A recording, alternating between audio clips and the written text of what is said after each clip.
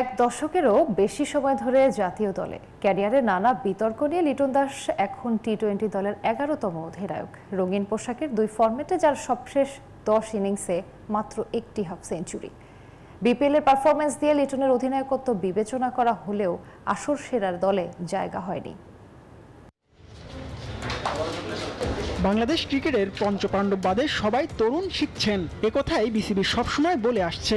অনেকেই আন্তর্জাতিক ক্রিকেটে এক যুগ পার করে ফেলেছেন, তবুও তারুণ্যের তকমা ঝেড়ে ফেলতে পারছেন না। তাদের মধ্যে অন্যতম লিটন দাস। 10 বছরের ক্যারিয়ারে অফ ফর্ম মিডিয়া হ্যান্ডেল করা নিয়ে বিতর্কিত লিটন এখন বাংলাদেশ টি-20 দলের 11তম অধিনায়ক। এই টাইগার ওপেনার নেতৃত্ব পাওয়াটা একটা চমকই বটে, যিনি চ্যাম্পিয়ন্স ট্রফির দল থেকে বাদ পিএসএল এ ম্যাচ না খেলে ইনজুরি নিয়ে দেশে ফিরে বাংলাদেশ বান্ডেল থাকলে প্রতি সেনমানিতে টাকা বাঁচবে। বিকাশ সেনমানি বান্ডেল কিনে জিতুন প্রতি লেনদেনে। বাংলাদেশ দলের প্রত্যাবর্তনটা হলো ক্যাপ্টেন্সির আর্মব্যান্ড হাতে নিয়ে,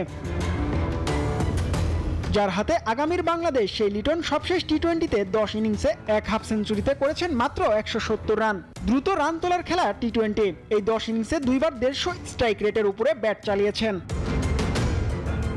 চ্যাম্পিয়ন্স ট্রফি থেকে বাদ পড়া লিটনের ওয়ানডেতে সবশেষ 10 ইনিংসের আরও বেহাল দশা। 23, 36, 22 বাদ দিলে বাকি 7 ইনিংসে 13 রান এই টাইগার ওপেনারের।